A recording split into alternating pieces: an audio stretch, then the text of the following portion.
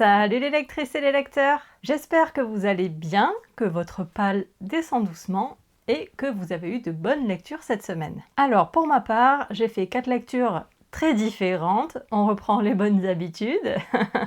Mais avant de vous les présenter, je voulais vous dire que je suis une grande fan du Tour de France. Et donc le Tour de France commence ce samedi, et donc tout le mois de juillet et une partie du mois d'août, parce que je suis aussi bien évidemment le Tour de France femme, je vais être un petit peu moins disponible.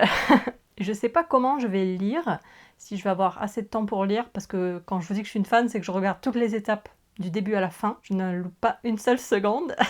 Et donc voilà, souvent ça impacte un peu mon rythme de lecture. Et j'aimerais aussi en profiter de ce mois de juillet pour me reposer un petit peu après le gros rush du mois de juin avec la sortie de mon roman et pas mal de petites vidéos que vous avez eues exceptionnelles. Donc au mois de juillet, je sais pas trop comment je vais vous publier des vidéos. Je vais essayer quand même de vous en faire. Si je peux vous en faire une par semaine, ça serait dans l'idéal, je le ferai. Mais si jamais j'ai pas assez de contenu, pas assez de livres, vous aurez peut-être qu'une vidéo toutes les 2 semaines jusqu'à début août. Je sais pas trop, vous verrez bien, je verrai bien. L'avenir nous le dira. Mais voilà, en tout cas, je veux pas me mettre trop de pression. J'ai envie de lever le pied un petit peu. Allez, trêve de blabla. On commence tout de suite par ma première lecture qui a été Notre-Dame du Nil de Scholastique Mukasonga. C'est une autrice rwandaise que j'ai lue dans le cadre du club de lecture de Cloto qui fait des lives sur Twitch pendant lesquels elle parle de plein de sujets différents autour de la littérature. Je vous invite vraiment à découvrir sa chaîne, elle est hyper riche. Par exemple, les week-ends, des fois, elle nous montre des reportages autour de la littérature. C'est hyper intéressant. Et une fois par mois, donc elle met à l'honneur toujours une autrice d'un pays différent du monde. Et donc ce mois-ci, c'était Scholastique Mukasonga, qui est donc rwandaise, qui est une femme. Et donc nous avons lu Notre-Dame du Nil dans ce cadre-là. C'est un livre qui est paru en 2011 en France et en version poche en 2014, parce qu'il me semble que Scholastique Mukasonga vit actuellement en France. Ce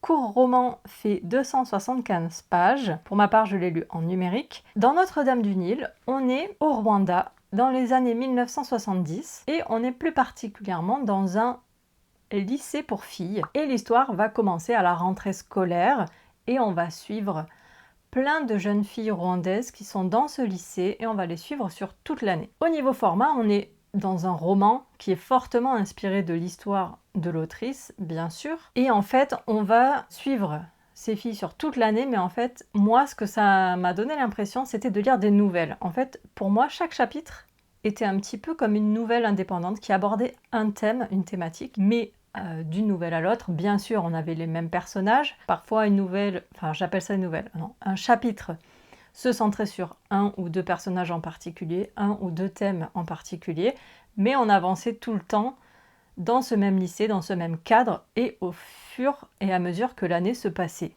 jusqu'à atteindre évidemment la fin de l'année scolaire. Comme ça peut paraître assez basique comme histoire, mais en fait, pas du tout. Parce que dans les années 70, on est à ce moment-là au Rwanda 20 ans avant le génocide des Tutsis. Mais ce qu'il faut savoir, c'est que ce génocide, il vient pas de nulle part. Dans ce roman, finalement, on va voir comment les bases pour ce génocide, comment elles se sont mises en place. Et en fait, l'autrice se sert de ce lycée pour nous montrer une sorte de microcosme, en gros. Dans ce lycée, on va retrouver des jeunes filles qui sont Hutus, mais il y a également un quota de jeunes filles Tutsis. Et on va voir comment, déjà à cette époque-là, les Tutsis sont mis à part, sont très mal vus par les Hutus ou par la communauté internationale de ce moment-là. Donc par exemple, dans le lycée, nous avons des Belges et des Français. Et donc en fait, au sein de ces jeunes filles qui vivent quasiment en communauté close dans ce lycée, qui est un lycée religieux, on va découvrir finalement le Rwanda à travers cette communauté. On va voir comment, selon qui l'on est, selon d'où l'on vient, comment on va évoluer parmi la communauté, comment on va être perçu. Et la tension va augmenter petit à petit dans ce livre. Alors personnellement, au début, j'étais un peu perdue et un peu perplexe.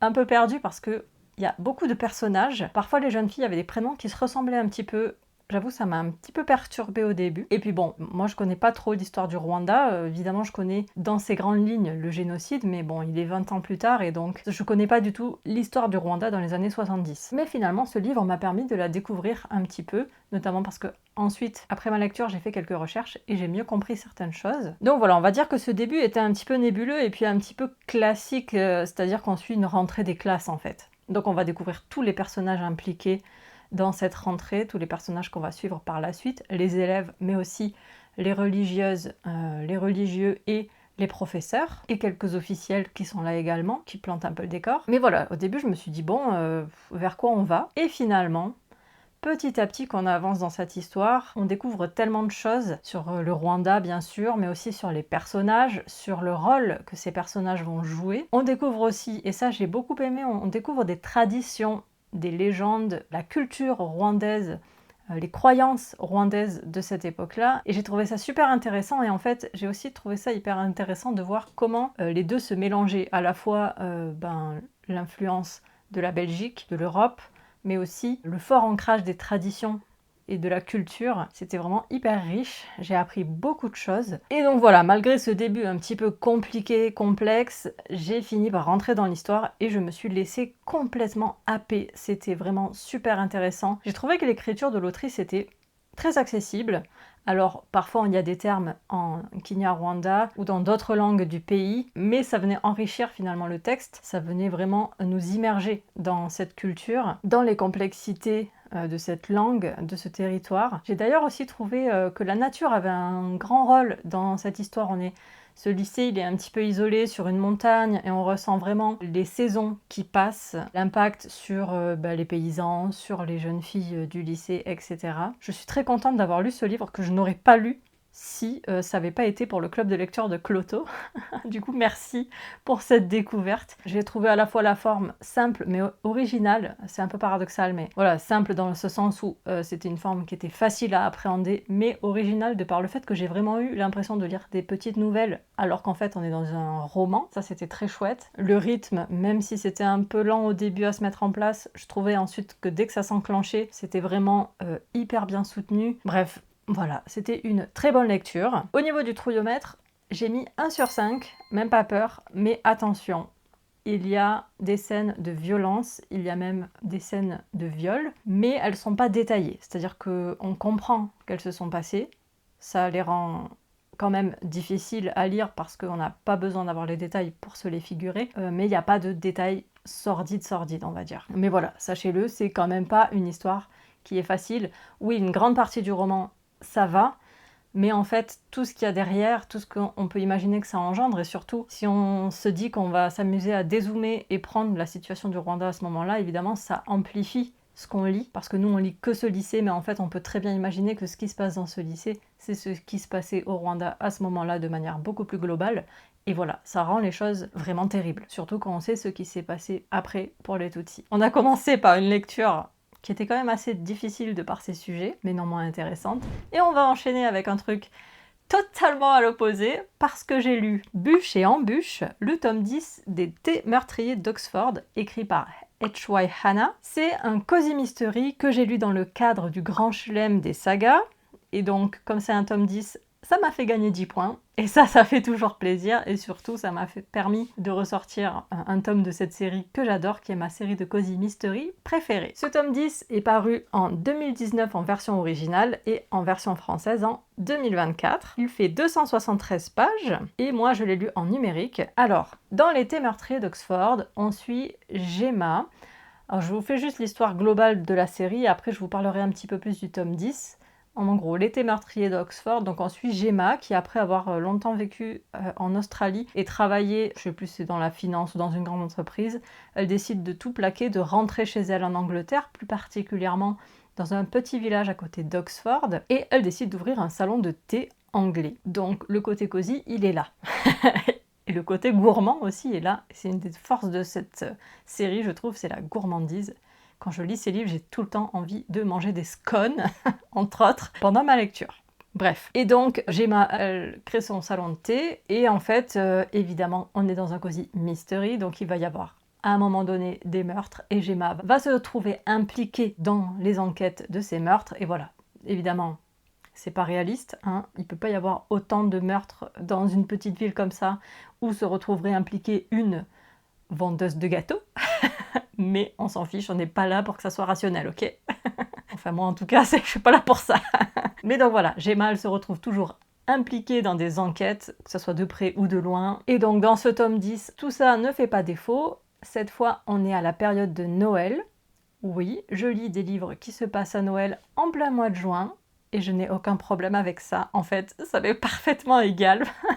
Est-ce que vous êtes plutôt du genre à lire des livres vraiment uniquement par saison, genre jamais vous lirez un livre de Noël au mois de juillet? Ou est-ce que en fait vous vous en fichez, vous êtes un peu comme moi, vous lisez n'importe quoi, n'importe quand? Et attention, ça n'enlève pas le fait que j'aime lire des livres de Noël à Noël, mais ça me dérange pas d'en lire à d'autres moments. En tout cas, dites-moi en commentaire si vous êtes plutôt des lectrices saisonnières ou peu importe. Donc dans Bûche et Embûche, on est à la période de Noël et Gemma va se retrouver à servir de traiteur pour un événement qui va se passer dans une sorte de manoir. Et il va y avoir une tempête de neige et elle va se retrouver coincée dans le manoir. Donc le petit côté huis clos qui va bien. Et il va évidemment y avoir un meurtre. Parce que ça faisait que un mois qu'il n'y avait pas eu de meurtre, donc voilà.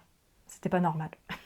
Et donc voilà, Gemma va se retrouver à enquêter. Gemma, mais pas que, parce que Gemma, une fois de plus, elle est accompagnée des vieilles chouettes, ces 4 vieilles dames qui se retrouvent elles aussi toujours embarquées dans les mêmes enquêtes que Gemma. Et alors elle, c'est encore pire que Gemma, parce que Gemma, elle aimerait bien ne pas être impliquée dans des enquêtes. Mais les vieilles chouettes, elles, c'est des vraies fouineuses. Il faut toujours qu'elles aillent mettre leur nez là où il faut pas. Et voilà, c'est le petit groupe de vieilles dames qu'on aime retrouver dans les Cozy Mystery et que moi, j'adore vraiment. Elles me font trop rire. Les vieilles chouettes, au top, donc j'étais très contente de les retrouver. Donc dans ce tome 10, on a effectivement un huis clos, mais sur une partie seulement du roman. Et j'ai beaucoup aimé justement qu'on soit en huis clos, mais qu'après voilà, on en sorte. Bon, ça m'aurait pas dérangé que ce soit entièrement en huis clos, mais voilà, ça permettait aussi de retrouver d'autres personnages et ça c'était sympa. L'enquête était sympa, j'ai bien aimé, j'avais deviné une partie des réponses, mais pas toutes, donc ça c'était cool. L'ambiance était absolument parfaite, l'ambiance de Noël. J'ai trouvé que c'était super sympa pour découvrir les traditions anglaises de Noël. J'en connaissais certaines parce que j'ai de la famille qui vit en Angleterre et c'était vraiment très agréable de les retrouver dans ce livre. Si vous connaissez pas les traditions anglaises, vraiment lisez ce tome parce qu'on découvre plein de choses sur ces traditions de Noël en Angleterre et c'était très chouette. On a l'ambiance à fond de Noël, c'était vraiment super chouette de ce côté-là. Donc si vous êtes une lectrice saisonnière, je vous le conseille pour Noël. Vraiment, il met hyper bien dans l'ambiance. La particularité de ce tome, c'est la première fois que ça me le fait sur cette série, mais j'ai trouvé, personnellement, qu'il y avait un petit air d'Hercule Poirot. Déjà dans la manière de résoudre l'enquête. Alors, c'est pas vraiment identique hein, à Hercule Poirot, c'est quand même... Il y a quand même la touche de l'autrice et des personnages qui restent uniques, mais voilà, j'ai quand même trouvé quelques petits liens avec Hercule Poirot dans la manière de résoudre l'enquête et surtout au moment de la révélation. Alors là, c'était Hercule Poirot tout craché. Je vous dis pas quoi, mais je pense que si vous connaissez Hercule Poirot, vous saurez sa manière de procéder souvent pour les résolutions. Bah là, c'était comme ça. Et vraiment, j'ai adoré le clin d'œil. Je sais pas si c'était volontaire de la part de l'autrice, mais moi, j'ai bien aimé faire ce lien. Je trouvais ça très sympa. Si elle l'a fait volontairement, elle a pas non plus... elle en a pas fait des caisses, quoi. Le lien était vraiment subtil et moi c'est ce que j'ai apprécié. C'était qu'elle en fasse pas des caisses, juste qu'elle fasse son truc. Les personnes qui ont la ref, elles l'ont. Les personnes qui l'ont pas, bah c'est pas grave. Voilà, c'est tout, c'était très bien, j'ai adoré. C'était une petite lecture cosy, rapide à faire. Tout ce que j'aime dans cette série était là. La gourmandise, le cosy, retrouver les personnages que j'aime beaucoup et une petite enquête qui va bien. Ma foi, on est au top. Bien sûr, le troyomètre est à 1 sur 5, même pas peur. On est tout à fait dans les codes du genre, donc rien n'était effrayant. J'ai ensuite lu en lecture commune avec Safaya et des livres LCK, le livre des portes de Gareth Brown. On est ici dans un roman de fantasy qui est paru en 2024 en VO et en version française en 2025. Ce roman fait 590 pages et je l'ai lu en numérique. Alors, dans le livre des portes, on suit Cassie qui travaille dans une librairie et un jour elle a un client régulier avec qui elle s'entend bien, qui est un client assez âgé, qui va hélas décéder dans la librairie alors qu'elle est toute seule avec lui. D'ailleurs big up pour ce personnage qui décède, qui s'appelle Monsieur Weber je crois, parce que son livre préféré c'est le Comte de Monte Cristo. Déjà, ça pouvait que bien commencer, n'est-ce pas?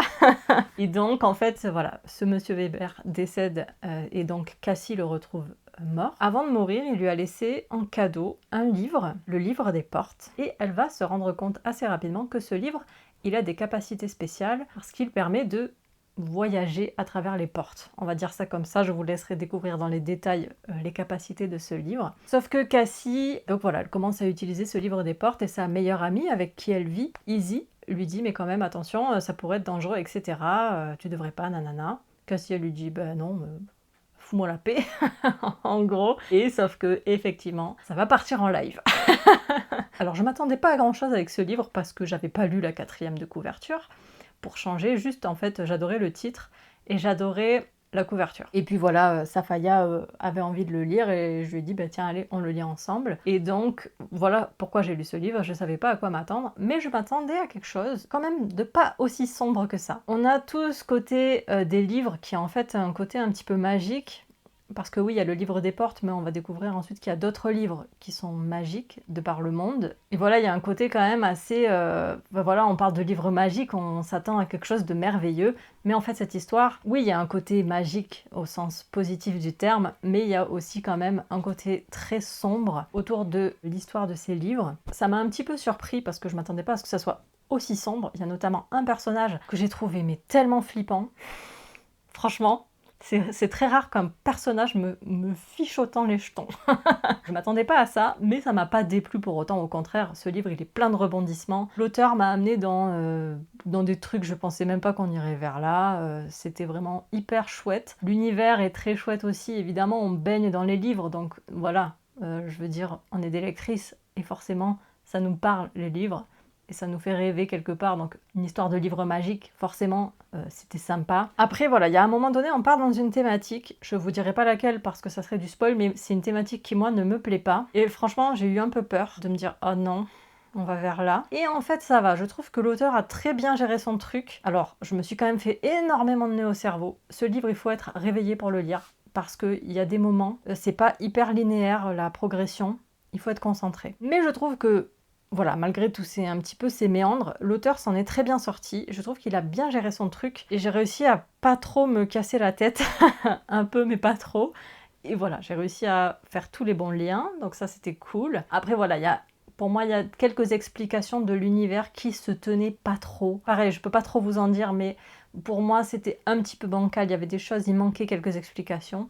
Mais c'est du détail. J'ai décidé moi de passer outre et de pas m'arrêter dessus et de me dire ok là il a fait de la merde, je referme le bouquin. Non, je me suis dit ok bon, il a fait ce choix, je suis pas d'accord avec lui, pour moi ça peut pas marcher, mais ok on est dans un livre de fantasy, on va dire que ça passe. Et je continue l'histoire et c'était très bien. J'ai vraiment beaucoup aimé ma lecture, c'était hyper fluide à lire, j'ai beaucoup aimé l'univers, j'ai beaucoup aimé les personnages, le panel de personnages est très vaste et il y a beaucoup de nuances je trouve selon les personnages. J'ai beaucoup aimé leur évolution aussi. Je peux dire que c'était une bonne lecture, c'est pas un coup de cœur. C'est un livre quand même dont je me souviendrai parce que il avait quand même un petit côté à part. C'est pas ce genre de livre, j'en lis pas tous les jours non plus, donc voilà, c'était quand même hyper sympa à lire et je suis très contente de l'avoir fait en lecture commune. Au niveau du trouillomètre, par contre, je l'ai mis à 2 sur 5. Ok, mais lis-le en journée parce que, comme je vous le disais, il y a un personnage qui pour moi est super effrayant, vraiment. Elle m'a fait froid dans le dos et il y a quelques scènes qui sont choquantes, qui sont vraiment marquantes. Voilà, c'est pour ça que j'ai mis à 2 sur 5. Globalement,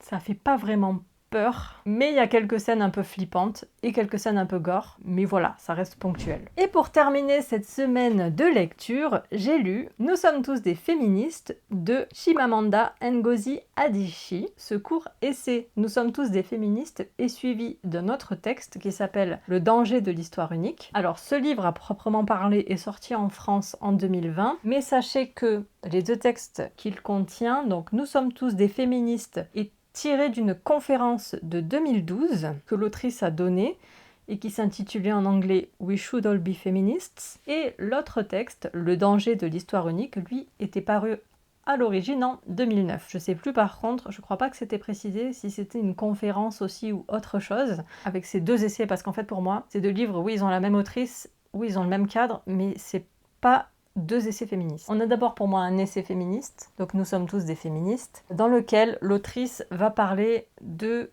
comment elle est devenue féministe ou comment elle s'est rendue compte qu'elle était féministe, comment ça a été perçu. Et l'autrice est nigériane et elle nous parle beaucoup du Nigeria dans ce court essai avec quelques situations qu'elle a vécues ou que des proches à elle ont vécues en tant que femme au Nigeria et qu'elle va nous expliquer ici à chaque fois en quelques phrases très courtes. J'ai adoré, vous voyez tous les post-it, il y a plein de choses que je me suis dit ah ben ouais, ah ouais, genre pas c'est trop cool parce que c'est pas cool, mais c'est incroyable. C'est incroyable de vivre des choses pareilles. Cet essai, Nous sommes tous des féministes, pour moi, il est parfait pour rentrer dans le féminisme, et notamment dans le féminisme intersectionnel, parce que ici, donc, on est avec une vision nigériane du féminisme, mais elle parle aussi quand même de son expérience aux États-Unis. Mais voilà, elle a son prisme de femme noire quand elle parle du féminisme. Je trouve que c'est hyper bien pour rentrer dans le féminisme, déjà parce que c'est court, et parce que c'est sous le format d'une conférence, donc c'est assez parlé. Alors le texte a été retravaillé, a été modifié pour être mis sous ce format. Mais voilà, c'est un texte qui est facile d'accès. Et ce que j'ai beaucoup aimé, c'est qu'elle ne s'étend pas sur les théories du féminisme, sur l'histoire du féminisme, non. Elle parle de elle, son expérience, et elle parle de cas très concrets, de situations aberrantes, de quand on est une femme, on vit des choses qu'on ne vivrait pas si on était un homme. À des moments, ça fait un petit peu succession d'expériences comme ça, mais moi, j'ai trouvé ça super chouette. Parce qu'en fait, finalement, on vit chacune le féminisme à sa manière très personnelle. Oui, on peut débattre sur qu'est-ce que c'est le féminisme, mais finalement, chacune dans nos vies, on a nos propres expériences. Et donc là, on a l'expérience de Chimamanda Ngozi Adichie et des personnes qu'elle a pu rencontrer, interroger, etc. Et donc c'est en ça que j'ai trouvé ça hyper intéressant. Et même moi, qui maintenant ai lu pas mal d'essais féministes, je commençais à m'y connaître un petit peu, je trouve que ce texte apporte quelque chose. Moi, il m'a apporté quelque chose, déjà parce que il parle du Nigeria en particulier. Il parle aussi un petit peu des États-Unis, mais là, quand même, le Nigeria est plutôt centrale. Et donc, moi, j'ai trouvé ça très riche parce qu'il nous permet, au travers de ce court texte, de découvrir aussi un petit peu la culture nigériane et l'évolution, finalement, de la perception des femmes, de la place des femmes au Nigeria. Et c'était très chouette. Et voilà, il y a plein de petites choses qui m'ont marqué dans ce livre. Et ensuite, il y a le texte Danger de l'histoire unique, où là, elle va nous parler de comment, au travers de la littérature et des connaissances qu'on a d'un pays, quand on n'est pas dans le pays, comment en fait on peut se créer une vision d'un pays et de ses habitants qui est complètement erronée, complètement fausse. Et en fait, ça passe par le fait que, par exemple, dans la littérature, elle parle d'une époque qui est un petit peu plus ancienne, où il y avait très peu d'écrivaines ou d'écrivains, pour le coup nigérians, ou de manière plus générale africains, qui étaient traduits dans d'autres langues, ou publiés aux États-Unis, en France, etc. Comment ce manque, en fait, faisait qu'on ne lisait que des choses sur l'Afrique qui étaient écrites par des Européens ou des Américains, et qu'en fait, cette image, elle était déformée, et donc, à quel point du coup, on avait une image erronée de ces pays-là, de ces habitants-là, de leur mode de vie, etc. Voilà, je vous en dis pas plus parce que c'est quand même assez court et ça vaut le coup d'être lu. Vraiment, ce serait dommage de se priver de cette lecture parce qu'elle est courte, elle est à 3 €. Je parle rarement des prix, mais alors là, pour le coup, 3 €, vraiment, ce serait dommage de s'en priver. Ah oui, c'est bien ça, c'est marqué que c'est 2 discours, donc effectivement, Danger de l'histoire unique était aussi un discours. Nous sommes tous des féministes, plutôt un essai, on va dire un discours féministe, et Danger de l'histoire unique, plutôt un discours sur finalement la perception de l'autre au travers du prisme de la littérature, des actualités, etc.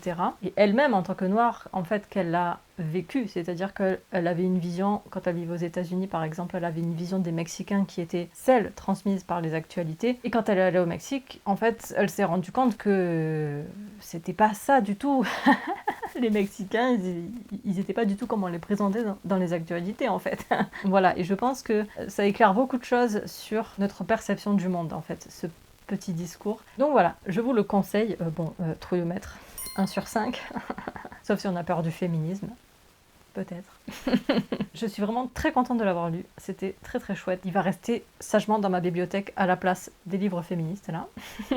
En fait, c'est compliqué de parler de ce livre, déjà parce qu'il est très court. Il aborde des sujets complètement différents de par ces deux textes, et que j'ai envie que vous le lisiez, mais c'est très dur de ne pas vous en dire trop, mais de vous en dire assez. Et par rapport à Danger de l'histoire unique, c'est des thématiques que je ne maîtrise pas du tout parce que je lis très peu sur ces sujets-là. Donc c'est encore plus dur de vous en parler. Voilà, donc j'espère que vous me pardonnerez de mes imprécisions, peut-être si j'ai fait des erreurs. Je m'en excuse, ce n'était pas volontaire, c'est juste que c'est pas toujours facile de parler de livres aussi courts.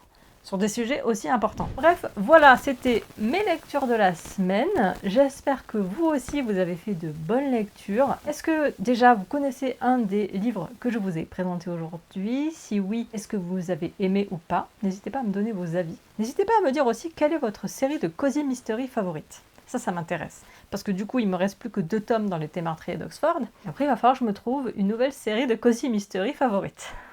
Profitez-en aussi à être dans les commentaires, à me dire ce que vous êtes en train de lire en ce moment. Ça m'a fait toujours très plaisir de vous lire. Pensez à vous abonner avant de partir si ce n'est pas déjà fait et à liker la vidéo. Et donc, je vous retrouve plus tard, quand je ne sais pas, parce que moi je vais passer en mode Tour de France, mais en tout cas, ne vous inquiétez pas, même si je ne suis pas là la semaine prochaine, je vous retrouve quand même très vite. Et si je vous manque trop, n'hésitez pas à acheter Les Grands-mères dans l'espace, mon roman, et comme ça vous passerez un petit moment avec moi par grand-mère interposée. Allez, sur ce, je vais vous souhaiter une très belle semaine, de très bonnes lectures, et je vous dis à très bientôt. Ciao!